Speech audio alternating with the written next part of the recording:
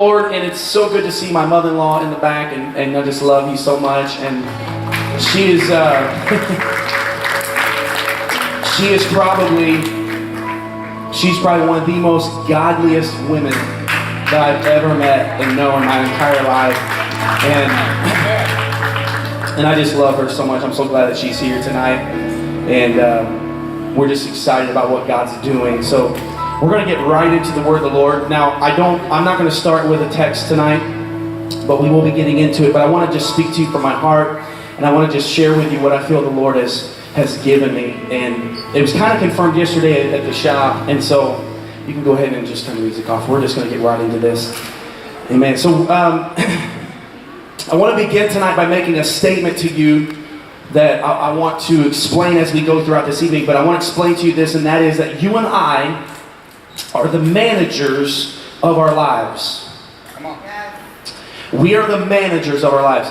And it was amazing, me and my co-worker Aaron Boyd, you guys know Pastor Aaron Boyd, him and I were talking yesterday, and we just both were literally on this same frame of mind. And it even looked like he may have even talked about this last night, because of some things I've seen posted on Facebook today. So I know that God had us in the same frame of mind for a reason. But I want to explain to you and I tonight that we are the managers of our life. I am not the owner of my life. That's right. It's in Him that I live. The Bible says in the book of Acts, it's in Him that I live. Amen. The Bible says that I am created for His pleasure. He created me. He owns my life. And He deserves to own it by the price that He paid on Calvary for my life. Yes. And so my life is not my own. My life belongs to Him. He owns my life, but He's also made me the manager of this life. Yes. He's given you and I life to manage. Amen. You don't own your life. You don't have the keys. You don't have the passcode to the safe, but you are the manager of your life. You and I are the manager of lives. And so what it is that you and I are responsible for managing in our life is we are responsible for managing our emotions. We're responsible for managing our attitude. We're responsible for managing our behavior, our joy, our peace. We're responsible for managing how we react to life. That is what you and I are responsible for doing, is managing the life that God has given every one of us. He's given you life tonight. If you're breathing, you have life. And that is a miracle just to be alive, right?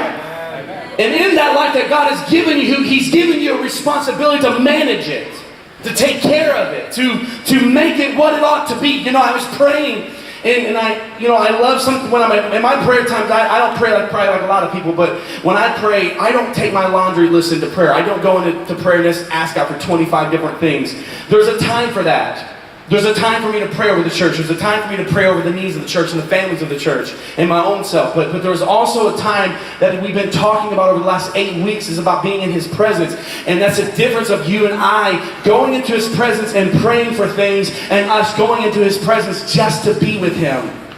You and I should have prayer time that consists of you and I just being there. It's not about you saying a word, but it's just about you being in His presence and just loving Him and telling Him how much you love Him and just sitting and listening. There are times, guys, I will sit for an hour and not speak a word and just sit there and just soak like a sponge. And I remember there was just a few weeks back I was praying, and I was in that moment. I could just feel Him in the room. I knew He's in the room, and I said, God, what do you want to tell me? What's one thing you want me to know about you right now? What is on your heart?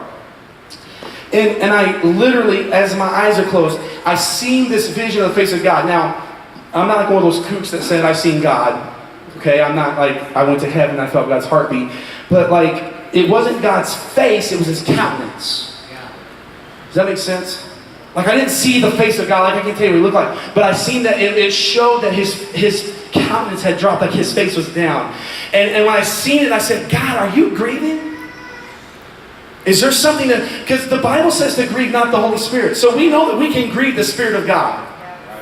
And I asked God, I said, God, are you grieving? And listen, when what God spoke to me just literally rocked my heart. God said, I'm grieving because I created people for my pleasure. And from the moment that they're born till the day that they die, they never fulfill that pleasure.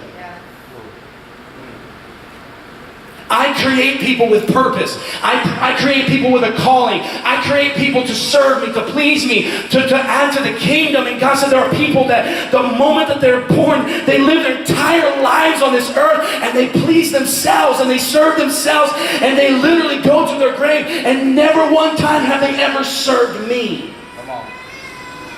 And I thought, man, that was so heart-wrenching. So heart-wrenching. Because I realized that this life is not my own. God did not create me to be a barber. God did not create me to make a bunch of money. God did not create me to be prosperous and successful, what the world calls prosperous and successful. God created me for His pleasure. And if it pleases Him that I be a barber, then that's what I'll be. If it pleases Him that I do this or do that, that's what I will do. But I'm not on this earth to say, God, I don't like this. God, I don't like that. This ain't my life to tell God what I like and what I don't like. Amen. And so God created you and I for His pleasure. And God is the owner. God's the dude. He's like the creator. He's the originator of life. But you and I are the managers of that life. And so if there's something in your life that is not going right, and you're upset, and you're frustrated, and you're depressed, and you're angry, or whatever emotion may be out of whack, there's not anything wrong with the company, there's not something wrong with the owner, there's something wrong with the manager. Yes. Amen. There's a problem in management. There's a problem. See, let me talk to those of us in this room that have battled anger, that have a bad temper. Listen to me, anger is not a sin. Mismanaging anger is a sin. That's right. Anger is a raw emotion that God gives us. God shares the emotion of anger. God was angry. In Matthew chapter 21, we read that Jesus turned the temple upside down like a hurricane. He was angry. He was angry because of what was going on and how the temple of God was being disgraced and the people were being cheated. In the house of God, they were cheating people. And so Jesus, like a hurricane, goes in and starts throwing tables upside down. And He takes a whip and starts beating people in the back. Jesus managed anger. Anger didn't manage Jesus. In fact, the Bible says in the book of Ephesians chapter 4, verse 26, it says, be angry and do not sin.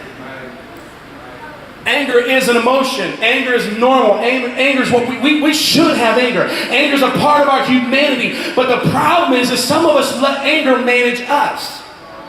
That's right. It's okay for me to get frustrated about something, but the problem is we don't manage frustration. We let frustration manage us. All the emotions that you and I deal with and feel that are a part of our humanity that God gave you. God gave you all of those emotions. But see, the problem is we don't manage those emotions. We allow those emotions to manage us. We allow emotions to dictate our lives. We allow our attitude and our behavior to manage us. People say, well, I can't help it. You can help it. Well, I couldn't help but blow up. Yes, you can help but blow up. You don't have to blow up. You don't have to act a fool at Walmart. You chose to. You allow that anger, you allow that emotion, you allow that feeling to manage you. Now, this goes not just for the emotion of anger, but this goes for any emotion that you and I deal with. It becomes to our attitude, it comes to how we react in life, to our behavior, to our peace, our joy, our self-control. You and I are the managers of our life. You and I are managers of our attitude. We're the managers of our behavior. We're the managers of our lifestyle. We're the managers of our everything. You and I are the managers. And so when all of that stuff goes out of whack, you and I see what we like to do is we like to blame everything we're going through on why I'm acting the way I'm acting. You can't blame nothing on the reason why you've got a bad attitude, other than that you don't know how to manage your attitude. Whew. Glory to God. Help us, Jesus. See, Jesus flipped the tables over, whipped everybody in the back, and then went and had lunch. Jesus, he's like, okay, I'm done. I used anger as a tool, and I went on. But see, some of us will let anger rob 3 or 4 weeks of our life.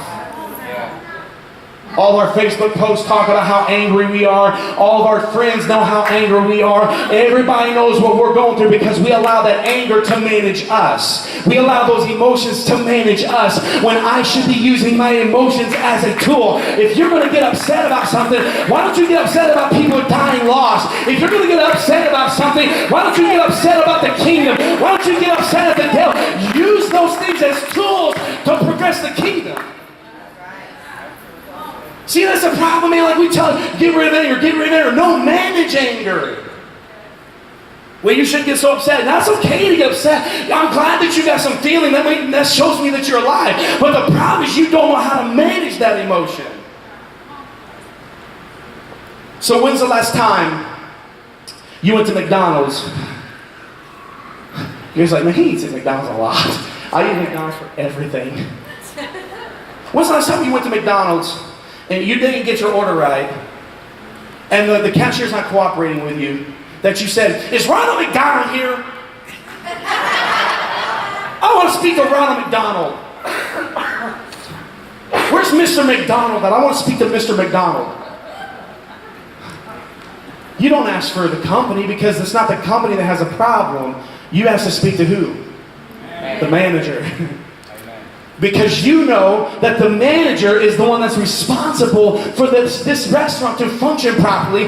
This manager is responsible for you coming in and leaving happy. That's what this manager... But see, that's crazy because whenever everything goes wrong in our lives, we want to blame God for it. We want to blame God for why we're upset. We want to blame people for why we're upset. The last thing we want to do is go talk to the manager when it comes to us. Come on. It's the manager who's in question. I want to talk to the manager because I know that the manager is responsible for these employees. I know that the manager is responsible for executing authority over these employees and making sure that I leave happy. And so whenever something's going wrong, I don't question the company. I don't question the ownership. I question the manager because it's the manager who has the say. It's the manager who has authority to control what goes on. I want you to understand something that you and I, listen, you and I don't own our lives. We don't own this. We are just the managers. But I want you to understand that whenever you get in those moments where you get depressed and you get upset and frustrated and anxious, it ain't what you're going through that's causing you to be that way. It's because you don't know how to manage well. Right.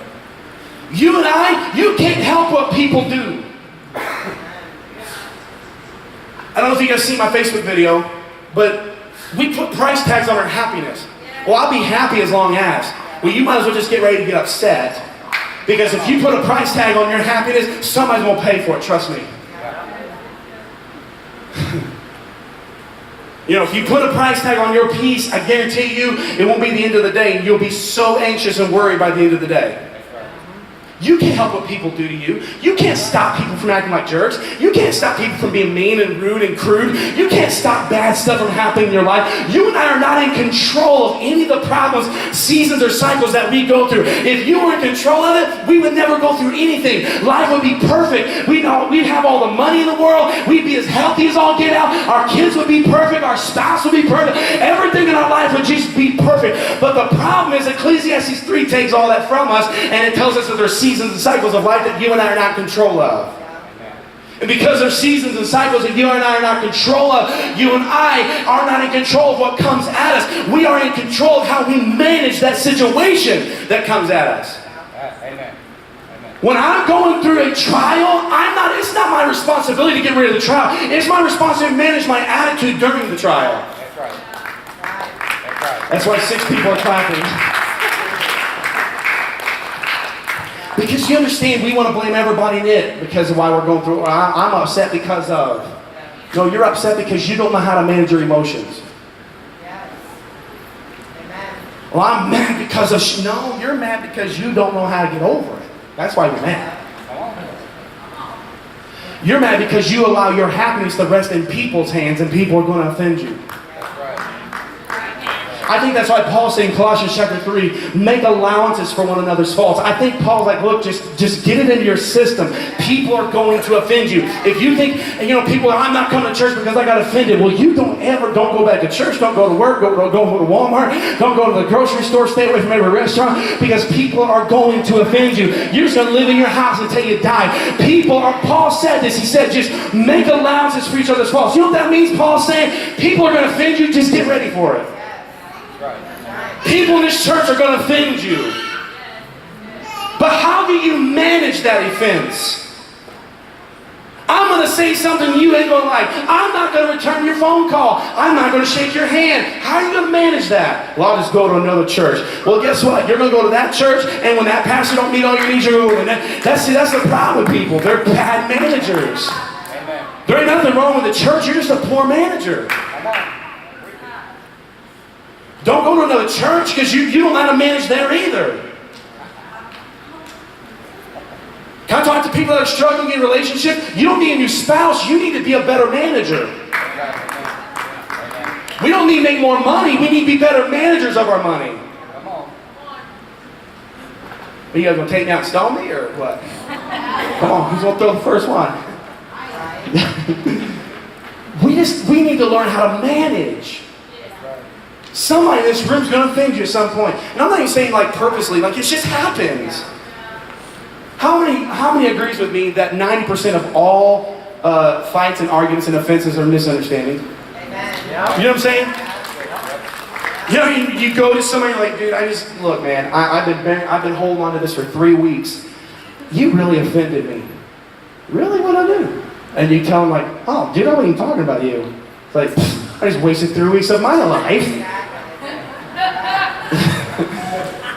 Okay.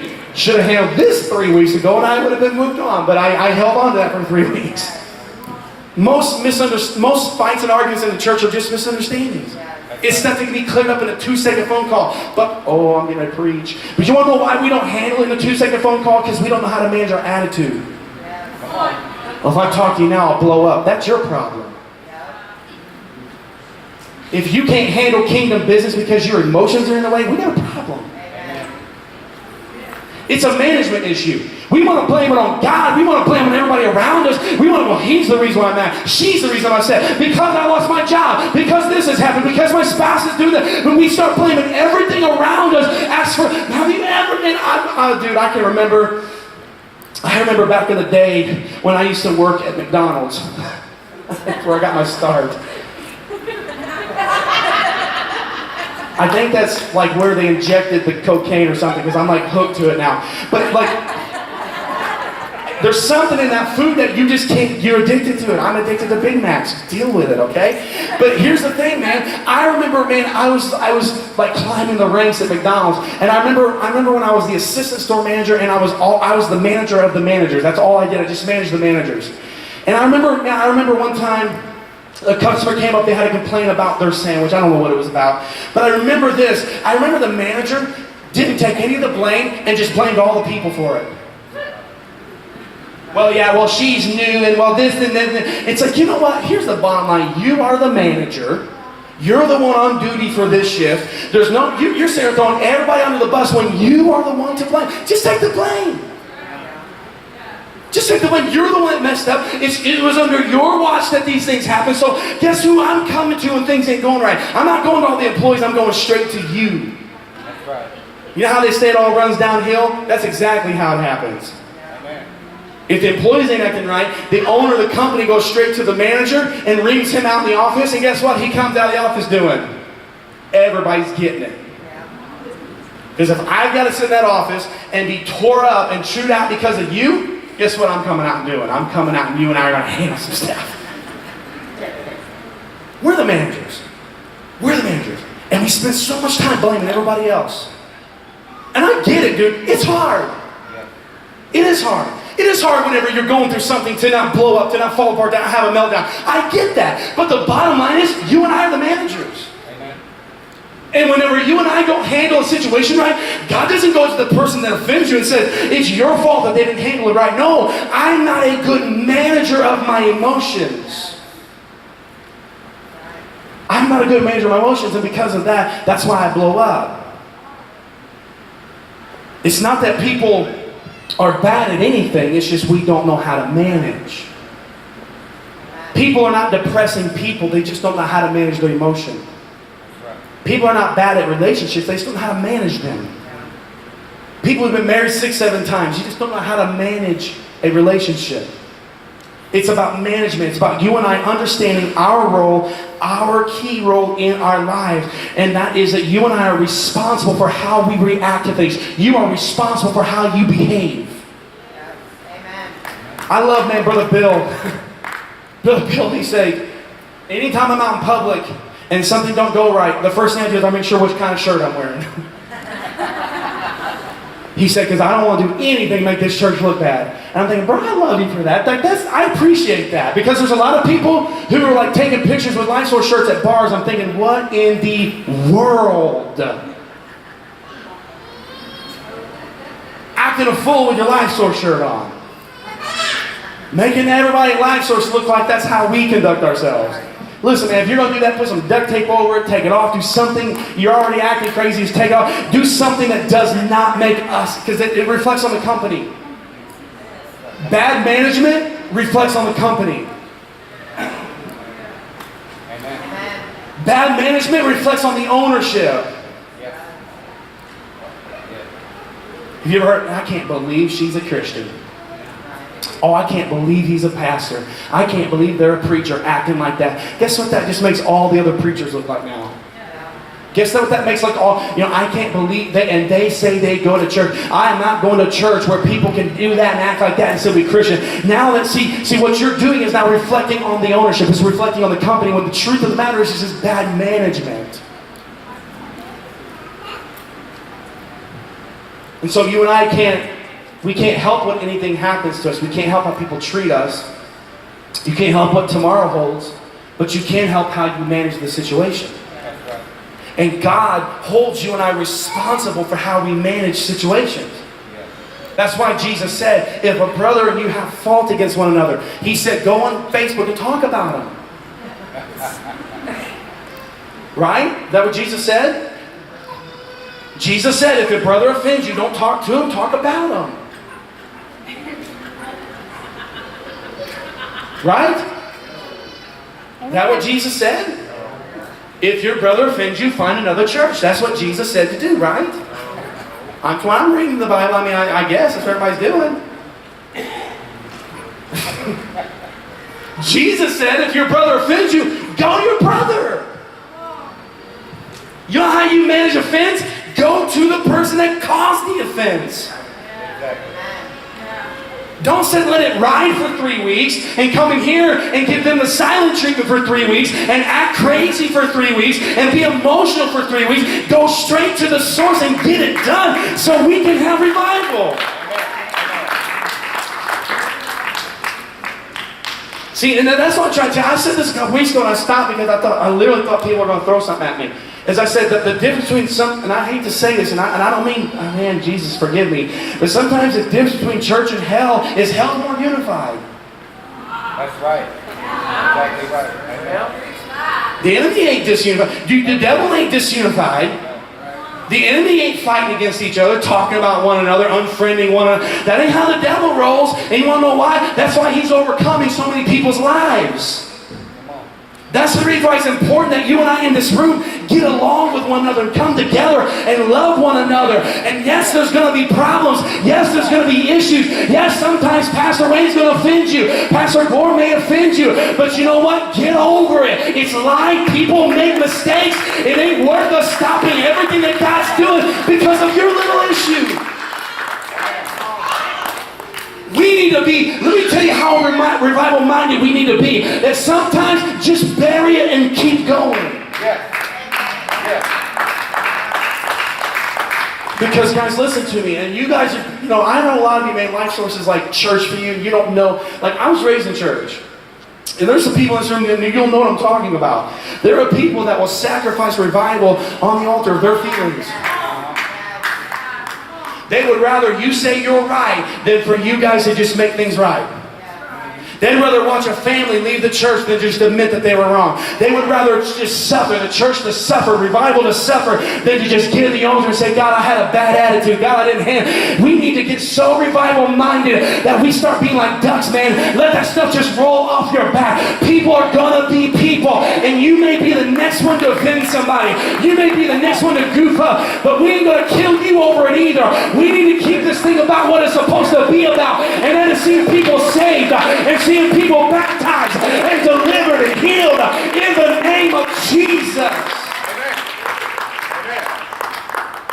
And so you and I can't help what comes at us, but we can help how we manage what comes at us. That's right.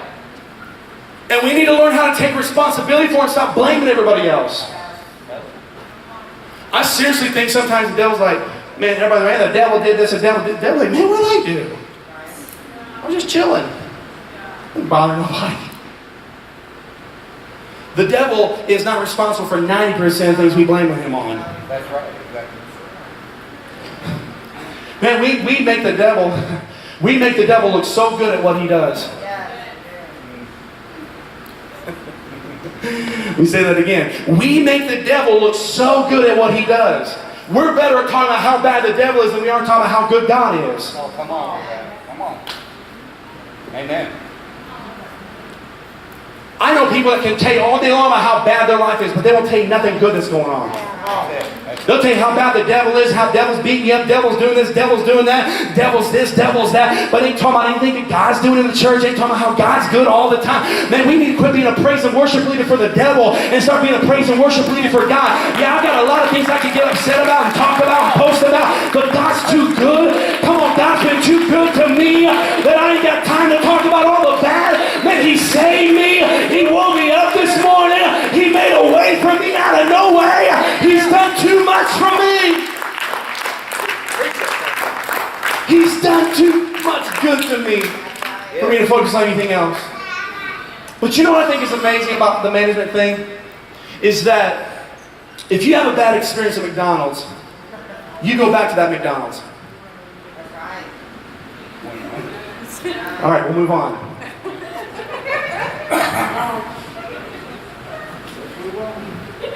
If you go to McDonald's, has anybody got a different restaurant than we use? If you go to IHOP/Taco Bell, they did a merger. They have taco pancakes now, and they're incredible. They are incredible. Them taco pancakes, dude, I'm telling you, are like mouth-watering. And they're like basically 0 calories, and it's whole wheat flour pancakes. So it's basically, you can eat them completely, guilt-free. I eat 7 of them, and but you know what's crazy? It's called a chalupa. But you know what's crazy? You go to McDonald's, praise God, we're back there again, and they don't do something right. They don't make your Big Mac right. Guess what happens? You don't start hating Big Macs all of a sudden. You don't say, I ain't got a taste for Big Macs anymore. They didn't make my Big Mac right. Come on. You don't say, man, I don't even like McDonald's anymore, man. They didn't make my sandwich right. That manager didn't act right. That employee didn't act right. So I'm not ever going back to another McDonald's again. No. I bet you probably less than 24 hours you'll be sitting there thinking, man, that Big Mac's sounding good right now, right? And they got them Big Macs 2 for $5 right now. I'm about to swallow some pride and go in there and give me 2 for $5 Big Macs. I know I acted a fool in there. And they said don't come back, but I'm about to put on my fake glasses and mustache, and I'm going in there, and I'm going to get me 2 for $5 Big Macs. That's why I shave my face. So I got a fake beard mustache I got to put on, so give me some Big Macs. You go back to McDonald's. You don't lose your taste for McDonald's. You don't lose your taste for Big Macs. You go back, right? Because you have a hunger for it. Let me ask you a question. Why is it when someone offends us, we give up on God? Why is it when things don't go right in the church, we abandon the church? Why is it when you ain't feeling it anymore, we just quit on God? We quit on, you ain't feeling your marriage, so you just give up on it. You ain't feeling at that job, so you quit. We just get this mentality, we don't look at how we manage our situation. We just give up on everything.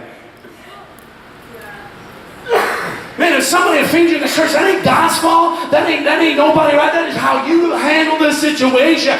But listen to me, man. It don't matter if somebody offends you. It doesn't matter if something don't go your way. Maybe tonight ain't your night. But man, you don't quit on God. You don't give up on the church. You keep going with this thing. We ain't quitting now. I'm not giving up now. I've made it too far to give up. It's not the company that has a problem. It's not the ownership that has a problem. It's the manager. Yes. If I would manage my life differently, man, it'd be a lot different. My life would be a lot smoother, a lot stress-free. Amen. It's not a matter of me saying, well, you know, that's pretty hard to do, and that's pretty near impossible. Listen, if one person in this room does it, we all have no excuse. That's right. Guys, I'm telling you, in my years of going to church, I have watched people, and there are people in this church that I've seen you go through things that I'm thinking, man, I don't know how in the world she's still going. I don't know how in the world he's still at it. I watch people go through absolute hell, guys, and just be crazy for God about it. I mean, be hot, greater worshipers. Their prayer lives get stronger. They're just more faithful. Like they just dig into the altar. I have watched people go through things that you thought was going to break them, and it only made them. It just made them better because they made a choice to manage that situation.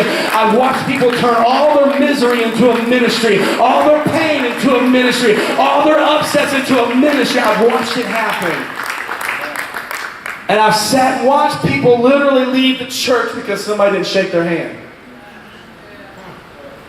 Walk away from the church, man. Give up on God because something that they didn't know how to manage. Guys, it all boils down to our management skills. And if you don't want to apply this to your relationship with God, you can apply this to your job. You can apply this to every relationship you go through. You can apply this to anything in your life. If you don't know how to manage you, he said, I want to be my own boss. You are. You're just a bad boss. You are your own boss. And you need to fire yourself because you don't know how to act. You don't know how to handle things. Listen to me. We don't have to blow up every time something doesn't go our way. We don't have to get offended every time somebody doesn't do something we like. We don't have to throw in the towel. We don't have to get all emotional. We don't have to be that way. We like to say they made me that way. Nobody made you do anything. Nobody made you mad. Nobody made you upset. Nothing got you depressed. You chose those emotions.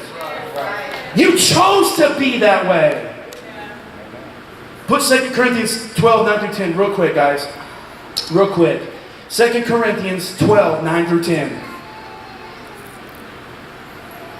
And trust me, there's no way we could even get through all of this. Because, I got so much. But we're going to just talk about some of these key points. 2 Corinthians 12, 9 through 10. Listen to what Paul said. Paul said, this is what the Lord's saying to Paul. He said, my grace is sufficient for you. My strength is made perfect in weakness. Therefore, now listen to what Paul said. Therefore, I will, everybody say rather. Rather glory, or the word glory also means boast. I would rather boast in my infirmities, which means weaknesses, that the power of Christ may rest upon me. Next verse. Therefore, everybody say, I take pleasure in infirmities, in reproaches, in necessities, in persecutions, in distresses, for Christ's sake. For when I am weak, then I am strong. Listen, Paul said, I would rather boast. Paul said, I take pleasure. You know what Paul's saying? This is how I choose to manage my life. I choose to manage my life by taking pleasure in bad days, in taking pleasure in weakness, in taking pleasure in accusations, in taking pleasure in all the struggles and the trials that I go through. Paul said, I take pleasure. He's choosing pleasure. He's choosing to boast. That's a choice that he makes because it is a choice. You can't say somebody made you mad. You can't say, this depresses me, this worries me, this frustrates me, this angers me, this makes me anxious. Nobody or nothing can make you do anything that you don't want to do. It's just like, I ain't going to make some of you happy no matter what I do. That's right. Because that's what you choose. Amen. Right. I can't make Michelle laugh for nothing. I don't care how. It's choice. Not only is it a choice, LiFeSource, but it's management. If you're ready to quit every time somebody offends you, it's because that's how you're managing offense. If you're having a meltdown because you didn't have a good day, that's how you're choosing to manage that good day. If you want to get upset and emotional because of whatever, that's how you are choosing to manage that emotion. And when you don't know how to manage it well, it is an absence of self-control. Self-control is one of the fruits of the Spirit. But I'm going to tell you what I've learned in my years of ministry. If you don't have self-control, neither do you have gentleness, neither do you have meekness, neither do you have peace. Ma'am, come on somebody. Don't be talking about how you're full of the Spirit when you ain't got none of the fruits. If you ain't working on self-control, then you ain't got none of the others. I've never seen somebody that has no self-control be joyful. I've never seen somebody who has no self-control be meek and be kind and gentle and be loving and peaceful. I've never seen it in my life. Because if you don't know how to control your emotions, you ain't ever going to be joyful. If you don't know how to control your emotions, you ain't ever going to be peaceful. Some of us need to get in the altar and we say, God, give me self-control. Come on, man, I can literally read you 30 scriptures that tell you we need self-control. Because if you don't know how to manage your life, then you can't do nothing with your life. Amen. Nothing. The same storm that causes some boats to just crash into the rocks is the same storm that guides and drifts some safely into their harbor. Amen. And the reason why LiFeSource is because that's how they chose to manage their storm. See, there's some of us in this room, you're in a storm. You don't want to be in the storm. I don't want to be in a storm. But how many signed up for the storm that you're going through? How many said, I choose storms.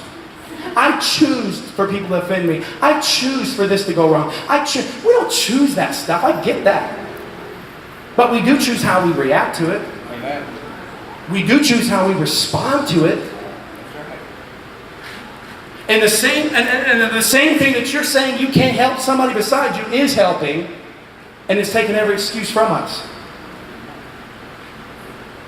I can't help anything that comes at me, but what I can do is I can learn how to manage what comes at me. Doesn't mean I have to like it. Managing don't mean you like it. Is there anybody in this room that's a manager at a restaurant? Casey is right now. He's managing a restaurant. Praise God. Do you think that, now I know we don't talk about Casey, he's not here, but let's be honest, because you're the one he vents to. Okay? Is there people that he manages that he's not crazy about? Okay? That's on camera. That is on camera, brother Casey. I'm kidding. Right. But listen to me. There are people that Brother Casey manages that he's not crazy about. But you know what he does with those people he ain't crazy about? He uses them as tools to make that evening successful.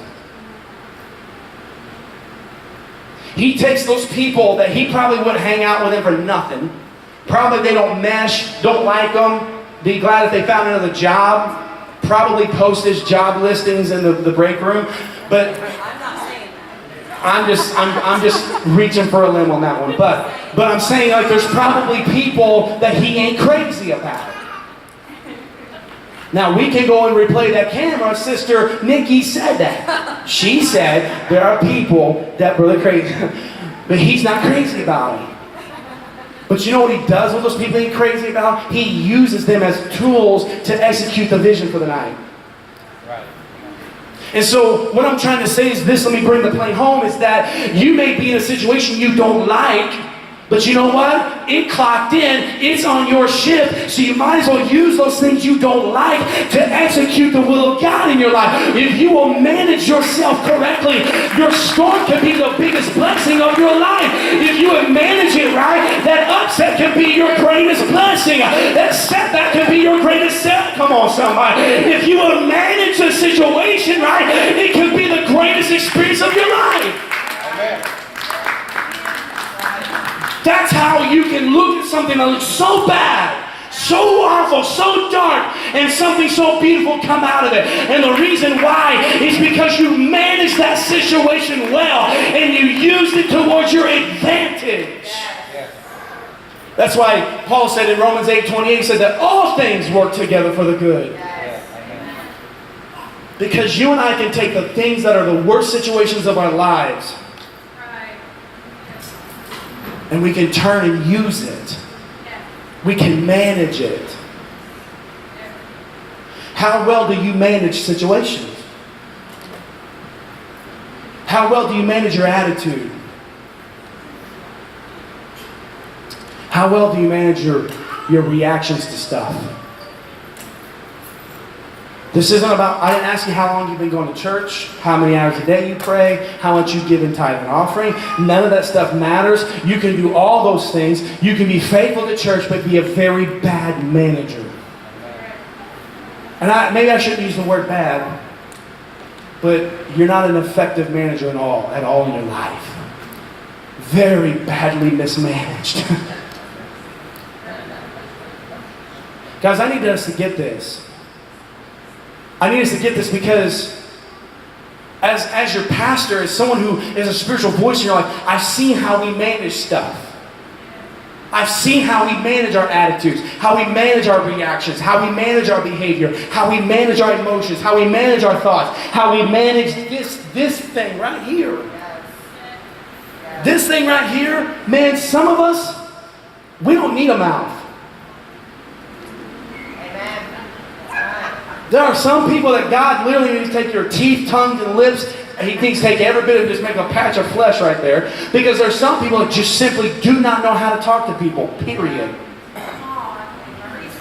I bet you were the worst kid in daycare.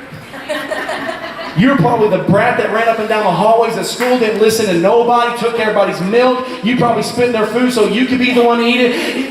There are people who simply just have the worst mouth in the world. They don't know how to talk to nobody. They don't know how to say anything with love. And the reason why is because they don't know how to manage their lips. They don't know how to manage their mouth. And the book of James says that your tongue is the most unruly member of your body. That literally your tongue is set on fire by hell itself.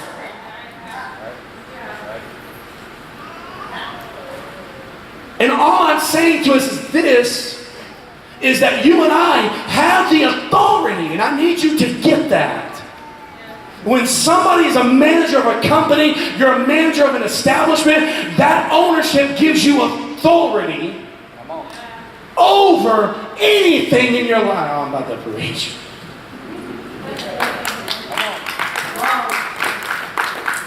You may have some things in your life tonight that you don't like. You may be sick in your body. You may have some unruly things going on in your life. Some bad family members, unruly kids, people at work treating you bad, things in your life that ain't working. But guess what? God has given you authority over it. God has given you the authority to look at those things that are bad and manage them to come out for the good.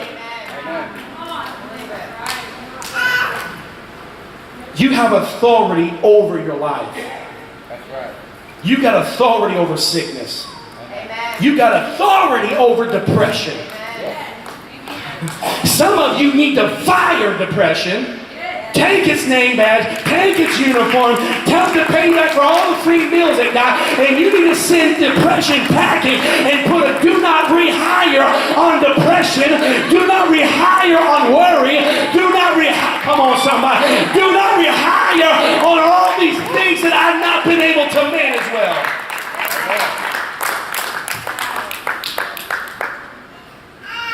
We're getting ready to close. But I want us to really understand this before we close. Because I want us to get this, and I want this to change how we think. And I know that It's hard to get a lot of this in one sermon, but I need us to understand that God has given you authority over your life. That God has given you responsibility in your life to manage your life, to manage your reactions, manage your attitude, manage your behavior. You ought to manage your life conscious of who you work for. Yes. Amen. It's real simple. What company is going to sit there and let you ruin their name? Yeah.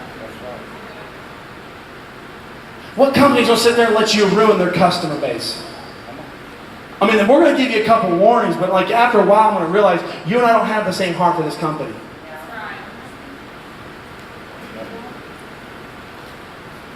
You know, I mean, I remember in management, there were people that never came on time, always wanted to leave early, always called in, didn't have a good attitude, didn't work well with others. Guess what you have to come to the realization?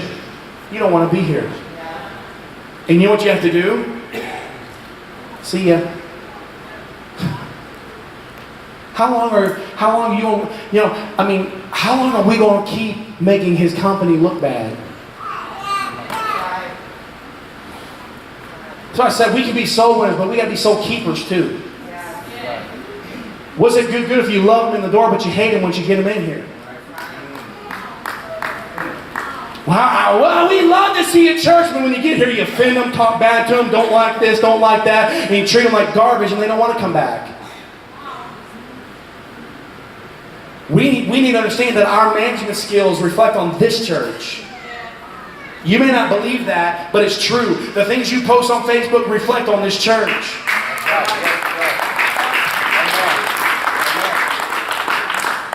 And I'm just going to be honest with you, man. If you're a man or woman of God, you should be posting stuff with junk on it that's not of God. Your speech ought to be seasoned with grace.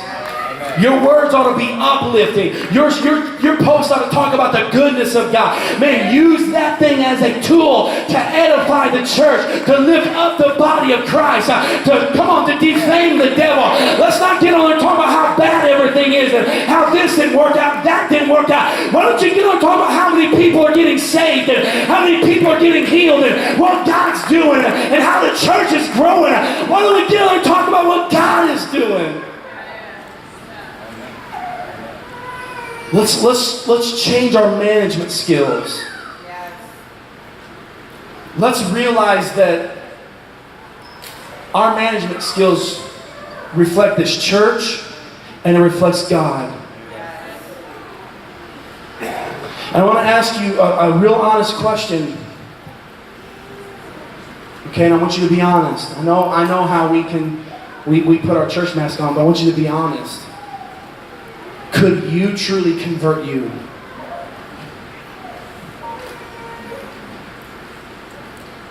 Would you really be convinced of your conversion? Would you like you to disciple you?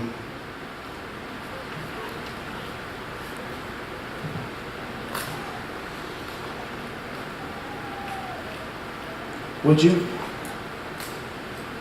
Would you want to attend a church if everybody was just like you? Think about it. Something I tell our leaders that I think sometimes we forget.